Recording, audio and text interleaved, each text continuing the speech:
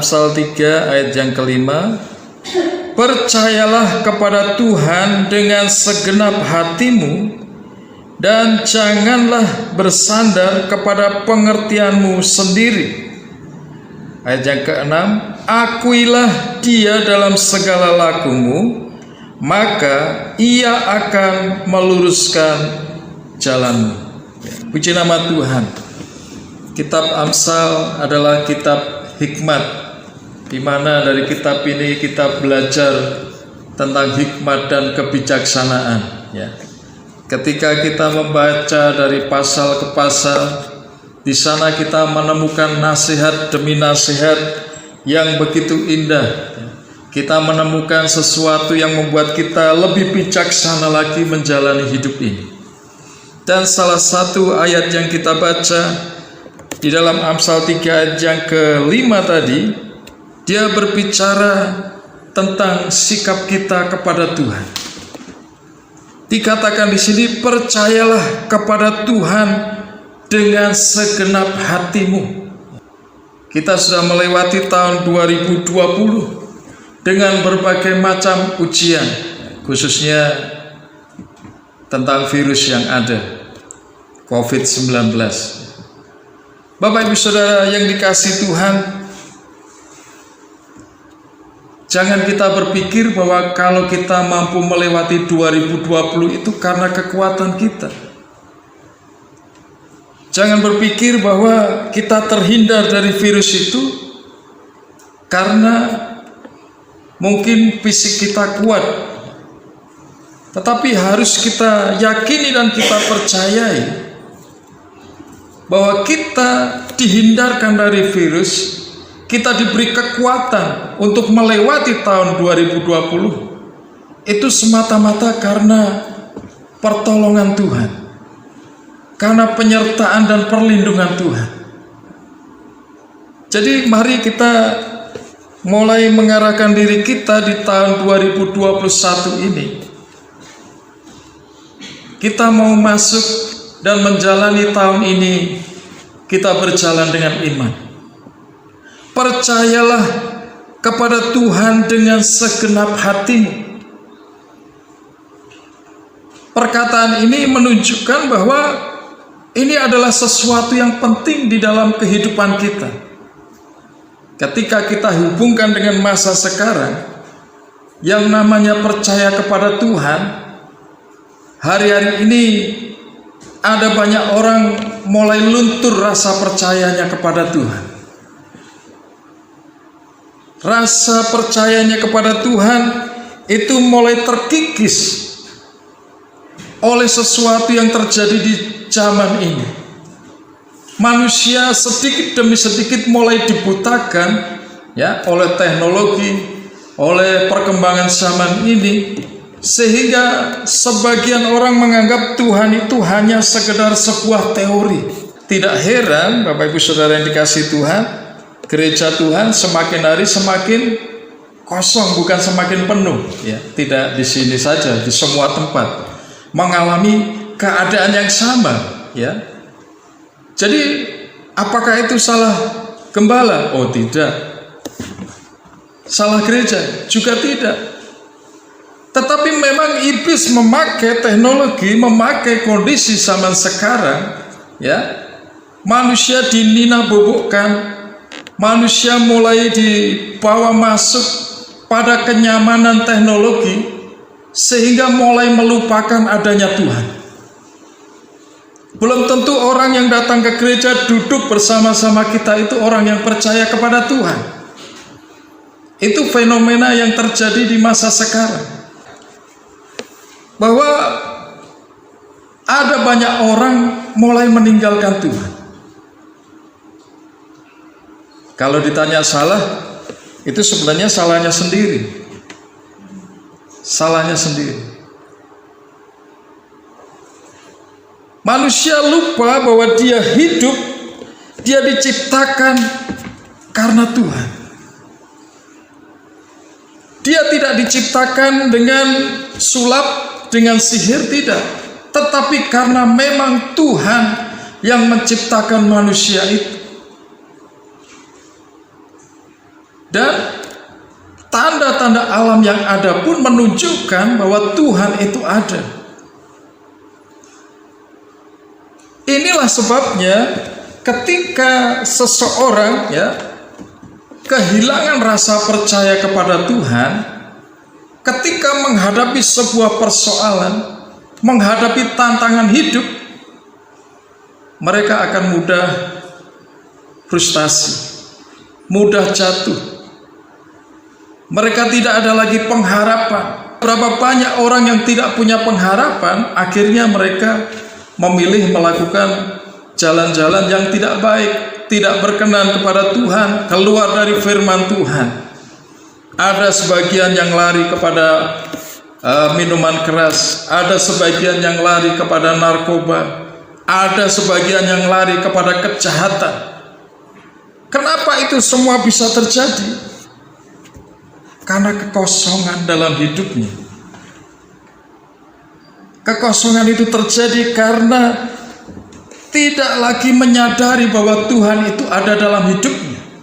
Jadi artinya dampak dari ketidakpercayaan tadi akan membuat manusia ini kehilangan kasih karunia Allah, kehilangan akan jejak daripada Allah, kehilangan berkat-berkat daripada Allah. Apalagi menghadapi situasi di tahun 2021 ini. Di awal tahun kita sudah berhadapan dengan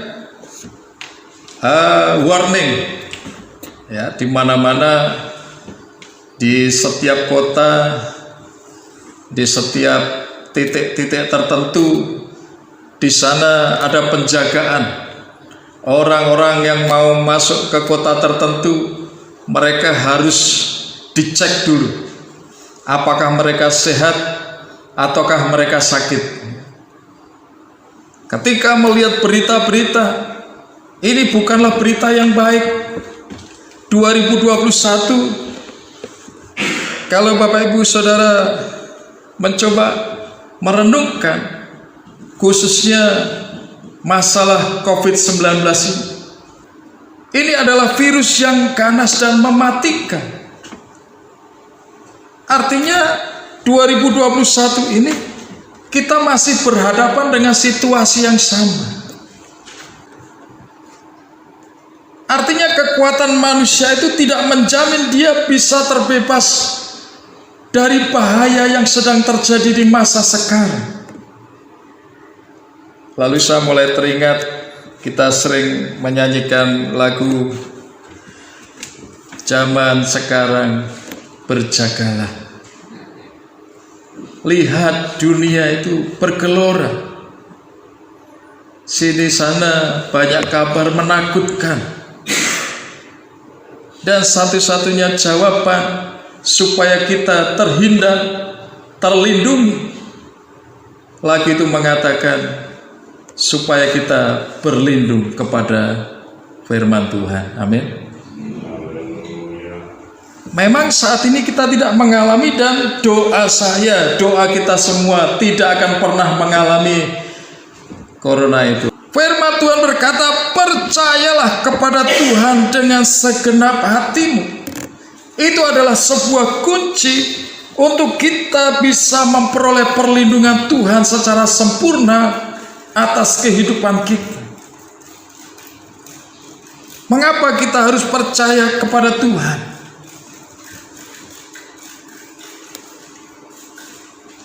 Karena Dia adalah Allah El Shaddai. Dia adalah Allah yang maha kuasa. Tidak ada satu kekuatan pun di dunia yang sanggup melindungi kita, memelihara kita dengan sempurna. Hanya Allah El Shaddai, Allah di dalam Yesus Kristus Tuhan. Di mana di bulan Desember, di bulan Natal, kita mengenalnya dengan Immanuel, Allah yang menyertai umatnya. Kita tidak akan pernah mengalami yang namanya disertai oleh Tuhan jika kita tidak percaya kepadanya. Percaya artinya kita tidak ragu. Percaya artinya kita itu yakin betul bahwa Allah itu ada. Kita ini miliknya. Kita sudah ditebus dengan harga yang mahal. Seringkali saya katakan, Tuhan itu sudah susah-susah membayar dengan darahnya yang mahal, maka Dia tidak akan membiarkan milik kepunyaannya yang sangat berharga itu dengan begitu mudahnya direbut oleh kuasa kegelapan, dengan begitu mudahnya dijatuhkan oleh karena virus yang ada. Tetapi saya yakin dan percaya, tentunya semoga ini menjadi keyakinan kita semuanya, karena kita berharga di mata Tuhan, sudah dibeli, harganya lunas dibayar, kita betul-betul menjadi milik kepunyaannya. Saya yakin Dia akan melindungi kita secara sempurna. Dia akan melindungi kita secara sempurna. Tetapi Tuhan butuh pengakuan dari kita, butuh respon daripada kita. Ya, kita sebagai manusia saja, kita melihat ketika kita tidak dipercayai orang, pastinya kita tidak akan pernah melakukan apa-apa, ya kan? Seseorang membutuhkan pertolongan kita, pertama-tama pastinya dia percaya dulu. Kalau dia tidak percaya bahwa kita mampu, pasti kita akan berpikir, lah buat apa saya menolong? Kan dia tidak percaya. Buat apa saya melakukan itu? Kan dia tidak percaya. Kepercayaan itu mahal harganya. Ketika kita memberikan rasa percaya itu kepada Tuhan sebagai respon kita bahwa kita milik kepunyaan Tuhan yang sangat berharga, Bapak Ibu Saudara, rasa percaya yang dilakukan dengan segenap hati kita, ya. Kita percaya kepada Tuhan dengan segenap hati kita, bukan setengah-setengah, bukan percaya yang penuh keraguan, tidak, tetapi dengan totalitas bahwa kita percaya penuh. Apapun yang terjadi di sekitar kita, ya, kadang-kadang sesuatu yang terjadi itu mempengaruhi rasa percaya kita kepada Tuhan. Kadang-kadang ketika kita mendengar firman Tuhan, percaya saja. Lalu di luar ada orang berkata, ora iso, kita mau percaya, ya. Ini sakitmu sudah begini, ini masalahmu sudah begini, oh tidak bisa. Nah, kadang-kadang itu mempengaruhi rasa percaya seseorang. Ayub di hadapan Tuhan, dia dikatakan orang yang saleh. Ketika masalahnya datang bertubi-tubi, beban berat dialaminya, sakit dialaminya sedemikian rupa. Loh, secara pribadi dia tetap percaya kepada Tuhan. Tetapi ketika teman-temannya datang, mulai mempengaruhinya. Bahkan istrinya sendiri pun yang tidak percaya Tuhan juga berkata, matilah kamu. Artinya istrinya ini lebih memilih Ayub itu mati daripada tetap bertahan dengan kepercayaan. Pengaruh begitu kuat dari teman-temannya. Mungkin dengan berkata, kamu ini banyak dosa, tidak mungkin kamu percaya saja itu bisa sembuh. Secara manusia Ayub itu dilemahkan dengan perkataan-perkataan dari teman-teman. Tetapi kita perhatikan, Ayub yang diserang bertubi-tubi tentang keyakinannya, tentang rasa percayanya kepada Tuhan, dia tetap bertahan. Dia tetap percaya kepada Tuhan dengan sebuah perkataan, aku datang dengan telanjang dan aku juga pulang juga dengan telanjang. Semuanya terbuka di hadapan Tuhan. Artinya Ayub tidak pernah menyangkal imannya kepada Tuhan. Dia tetap percaya kepada Tuhan. Dan pada akhirnya kita melihat Tuhan menyembuhkan Ayub, Tuhan memulihkan Ayub, bahkan Tuhan mengembalikan apa yang pernah dimilikinya, dan dikatakan jauh lebih besar, 2 kali lipat daripada yang pernah dimiliki. Artinya rasa percaya itu membuat Ayub mengalami pertolongan Tuhan. Demikian juga dengan kita semuanya, Bapak Ibu Saudara yang dikasihi Tuhan. Mungkin ada banyak orang mempengaruhi kita tentang rasa percaya itu. Tetapi mari tetap bertahan kepada firman Tuhan. Percayalah kepada Tuhan dengan segenap hatimu. Dan janganlah bersandar kepada pengertianmu sendiri. Akuilah Dia dalam segala lakumu, maka Ia akan meluruskan jalanmu. Jalan kita itu diluruskan. Artinya tidak belok kanan, tidak belok kiri. Tetapi menghadapi situasi dan masa serta zaman yang sedang kita hadapi. Firman Tuhan mendorong kepada kita semuanya. Percayalah kepada Tuhan dengan segenap hati. Kita perlu percaya kepada Tuhan karena Tuhan itu menyertai kita. Immanuel, Tuhan itu menyertai kita. Dan kalau Tuhan menyertai kita, Bapak Ibu Saudara, di dalam 1 Samuel 18 ayat 14, salah satu contoh saya mengambil Daud. Ketika Tuhan menyertai hidup Daud, maka di sana dikatakan Daud berhasil di segala perjalanannya sebab Tuhan menyertai dia. Sekali lagi, Daud berhasil di segala perjalanannya sebab Tuhan menyertai dia. Begitu luar biasanya ketika kita percaya kepada Tuhan. Karena janji Tuhan ya dan amin, Dia akan menyertai kita di sepanjang hidup kita. Dan kalau kita membuka hati kita, hidup kita, memberikan hidup kita supaya mengalami penyertaan Tuhan, saya yakin dan percaya Tuhan akan membuat berhasil segala perjalanan hidup Bapak Ibu Saudara semua. Mungkin orang berkata tidak mungkin kondisi corona seperti ini, kondisi perekonomian seperti ini, ya, tidak mungkin diberkati. Tetapi bahasa firman Tuhan adalah bahasa iman kita. Percaya saja, amin.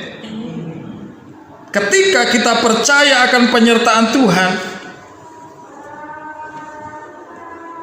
Dia akan membuat berhasil apa yang kita rencanakan, kita harapkan, kita rindukan.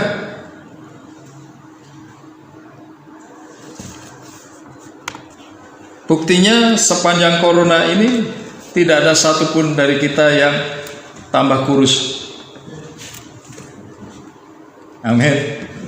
Ada yang berat badannya turun. Yang ada itu nurunkan berat badan itu sulitnya bukan main. Ya. Itu bukti bahwa Tuhan itu memberkati. Dan itu semua terjadi karena penyertaan Tuhan. Kita mau percaya kepada Tuhan karena Tuhan adalah Tuhan yang sanggup melindungi kita secara sempurna. Dia sanggup melindungi kita. Kita tidak pernah melihat virus yang tidak pernah kelihatan. Kita tidak tahu bentuknya. Hanya mengira-ira saja bentuknya seperti ini, ya kan? Atau hanya melalui alat-alat tertentu baru bisa dilihat. Lah bagaimana kita menghindari sesuatu yang tidak kelihatan? Besarnya berapa mili? Kita tidak tahu. Apakah ketika kita pakai masker itu yakin bahwa masker itu menjamin virus itu tidak masuk? Pakai semut bisa melebu. Semut itu mata kita bisa melihat, ya kan? Nah ini virus ini jauh lebih kecil dari semut. Tidak bisa menjamin kita. Lalu apakah kita harus takut? Firman Tuhan berkata, jangan takut. Amin. Jangan takut. Karena Tuhan menyertai kita, ini sesuatu yang berharga di hadapan Tuhan. Jangan takut. Mari kita percaya kepada Tuhan, karena Dia adalah Immanuel, Allah yang menyertai kita. Dia juga Allah El Shaddai. Dia memelihara hidup kita. Dia melindungi kita dengan sempurna. Dan satu lagi, mengapa kita harus percaya kepada Tuhan? Karena Dia adalah sumber berkat kita. Berbahagialah orang yang mengandalkan Tuhan. Karena orang yang mengandalkan Tuhan, dia akan diberkati Tuhan. Dia sumber berkat kita. Sekalipun situasi ekonomi kita melihat mengkhawatirkan, mencemaskan,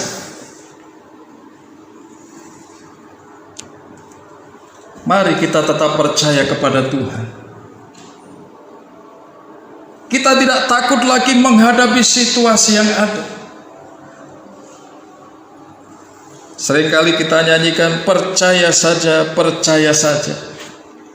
Saya yakin Bapak Ibu Saudara, ketika kita sungguh-sungguh percaya, maka sesuatu yang kita harapkan itu terjadi. Kita berharap hidup kita dipulihkan, pasti terjadi. Kita berharap hidup kita diberkati, pasti terjadi. Kita berharap kita mendapatkan perlindungan dari Tuhan, pasti mengalami. Percaya saja. Kenapa? Karena orang benar itu hidup karena percaya. Sekalipun banyak tantangan, banyak yang mempengaruhi, tetapi jangan pernah rasa percaya kepada Tuhan itu luntur dari dalam hidup kita. Tetapi kondisi situasi yang terjadi, mari kita semakin mendekat kepada Tuhan. Mari kita berikan hidup kita kepada Tuhan. Yakin dan percaya. Firman Tuhan itu ya dan amin. Oleh karena itu tahun 2021 ini Bapak Ibu Saudara, memang secara manusia kita tidak tahu apa yang akan terjadi di sepanjang tahun ini. Tetapi mari kita percayai bahwa ini adalah tahun yang baik yang diciptakan Tuhan. Dan tahun yang baik adalah tahun yang diberkati Tuhan. Dan tahun yang diberkati Tuhan akan mendatangkan sukacita. Kita akan mengalami pemulihan dan pembebasan. Dipulihkan dari segala sesuatu yang mungkin menjadi beban kita. Diberkati kembali supaya kita bisa melayani Tuhan dengan sukacita. Bapak Ibu Saudara yang dikasihi Tuhan, belajar dari Daud ataupun tokoh-tokoh Alkitab yang lainnya, keberhasilan mereka selalu firman Tuhan mencatat, mereka berhasil karena penyertaan Tuhan. Dan kita yakin dan percaya kita disertai Tuhan ketika kita percaya penuh bahwa kita milik Tuhan dan Tuhan ada di dalam hidup kita. Saat kau berfirman, ku menang saat kau bertindak. Hidupku hanya ditentukan oleh perkataanmu.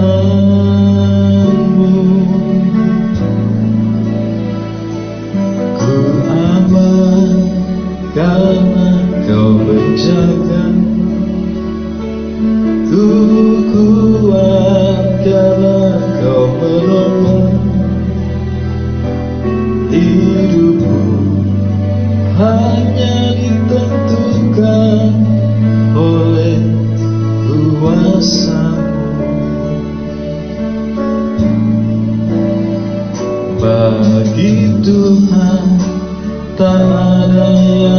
mustahil. Bagi Tuhan tak ada yang tak mungkin.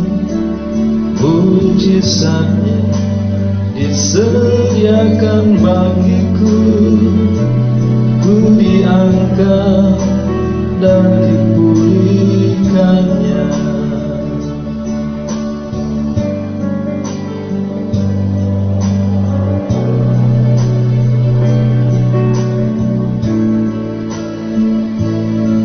Ku yakin saat kau berfirman, ku menang saat kau bertindak. Hidupku hanya ditentukan oleh perkataanmu.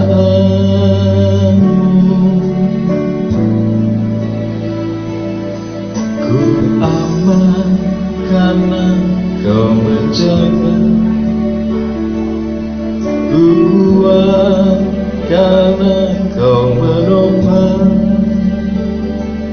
Hidupku hanya ditentukan oleh kuasa-Mu. Bagi Tuhan tak ada yang mustahil. Bagi Tuhan tak ada yang tak mungkin. Mujizatnya disediakan bagiku. Ku diangkat dan dipulihkannya. Bagi Tuhan tak ada yang mustahil. Bagi Tuhan tak ada yang tak mungkin. Mujizatnya disediakan bagiku. Ku diangkat dan dipulihkannya.